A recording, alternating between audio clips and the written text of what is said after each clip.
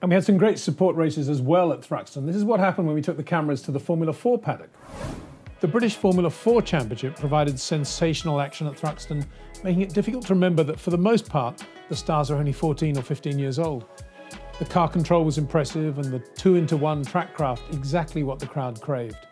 Ex-racer Harold Heisman was present with a new Charge 2, Norway's Dennis Hauger, who collided with Ken Jewis on the last corner of the first race. Yeah, it was a bit unfortunate, you know, last corner and last lap, and I was leading the whole race. But yeah, just he turned in a bit on the before the braking zone, and then I touched his tire, and then I went up in the air and straight into the wall. So big crash, but yeah, that's racing sometimes. Jewis also won race 2, but only after Jack Doohan slowed on the last lap with an exhaust failure.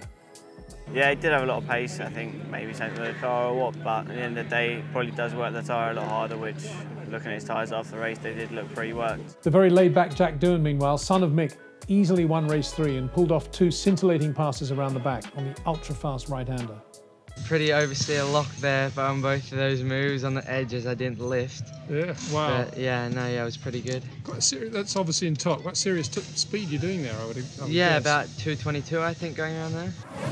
Amazing racing in Formula 4. Much closer actually than we saw in the BTCC. And what I loved about it was these young guys. Well, you watch the racing, you think they're racing drivers, they're out there, single-seaters, and they take their helmets off. They're 14 years old. But nonetheless, they're there, 2 into the chicane, side by side. You know only one's going to come out of it, but they're just doing it lap after lap after lap. And it's not crazy stuff. It's all racing driver stuff. Yeah. They're all young guys with amazingly mature heads on their shoulders in most cases. Yeah. That was the thing. I was just trying to think of the right word, as I'm not sure it's mature in a way. Because no, it's not. Mature is not the right word. You're correct. But there's some savvy there, isn't there? There's road dust, probably what we're talking about. It comes from years of karting already. Yeah, they're able to be calm and measured maybe. Yeah. Yeah, it is in a way parallel to maturity, but it's come at a different point in their lives.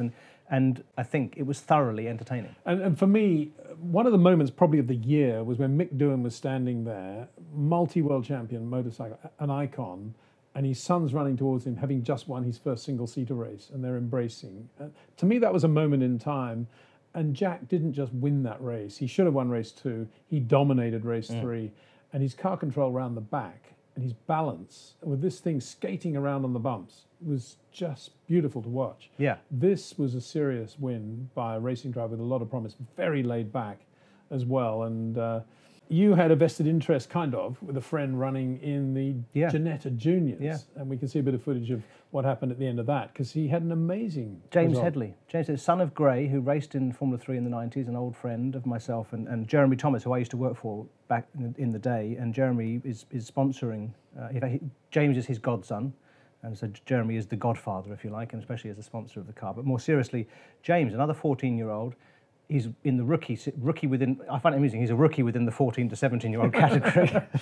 As if How old is he? He is 14. Wow. And this is, I think, his 3rd race weekend. And he was polished, and polished is the wrong word, he was very, very competent, running in 6th place in the first race, second race. And you could see he was irritated after the first race within himself. And you just saw, and I love this, when the body language of the car shows the driver's not going to mess about in race 2 and was positioning the car much better, got himself into 2nd place.